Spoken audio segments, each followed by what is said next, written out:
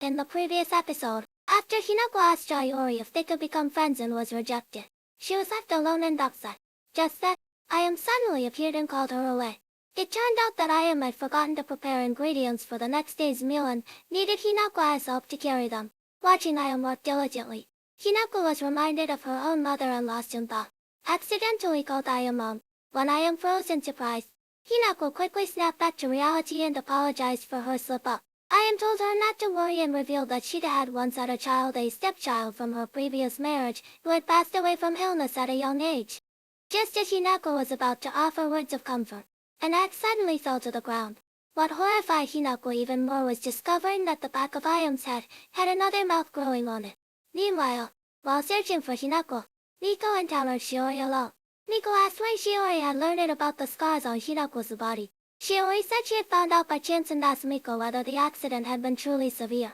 Miko explained that she only knew what had happened after Hinako returned from the hospital. But the aunt who had cared for Hinako told her that it was nothing short of a miracle that Hinako had survived. Though grateful that Hinako had lived, Miko admitted she didn't know whether it was truly better for Hinako to endure such pain alone or to have left the world together with her family. Just then, both Shiori and Miko sensed the presence of a monster.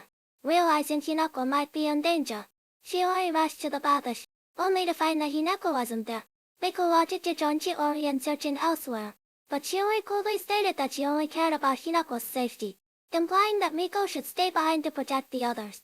Meanwhile, during her escape, Hinako tripped and fell, allowing Ayam to catch up to her. Ayam explained that she didn't usually prey on humans, but when someone as delicious as Hinako presented herself, she couldn't resist. As Ayam closed it, Hinako suddenly realized how much she now wanted to live. She instinctively dodged, avoiding a fatal blow but suffering a cut on her arm. The scent of blood drove Ayam to lick Hinako's wound, and in doing so, she made a shocking discovery. Hinako's blood was mixed with the blood of a mermaid. Before Hinako could ask what this meant, Shiori arrived just in time to subdue Ayam. Seeing Shiori's true form, Hinako felt an inexplicable sense of familiarity. After dealing with Ayam, Shiori took the injured Hinako back toward the door.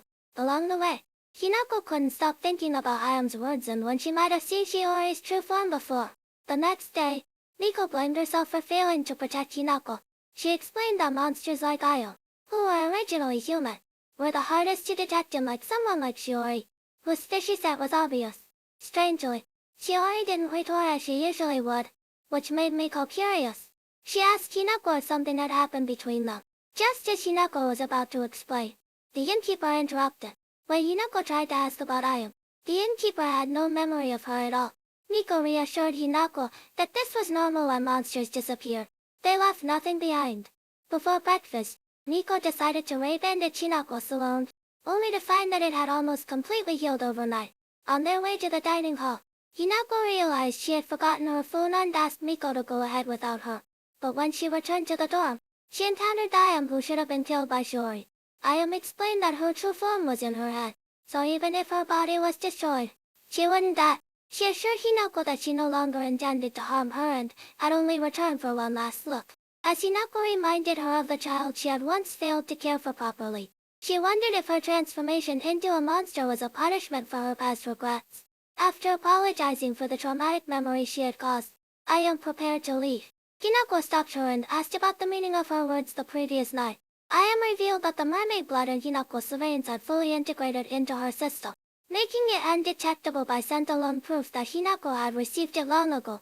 What shocked Hinako even more was Ayam's response after learning about Shiori's pact with her. Humans who had assimilated mermaid blood were completely inedible to mermaids.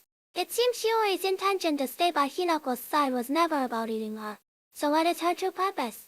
Follow my channel to be the first to know the latest developments in the story.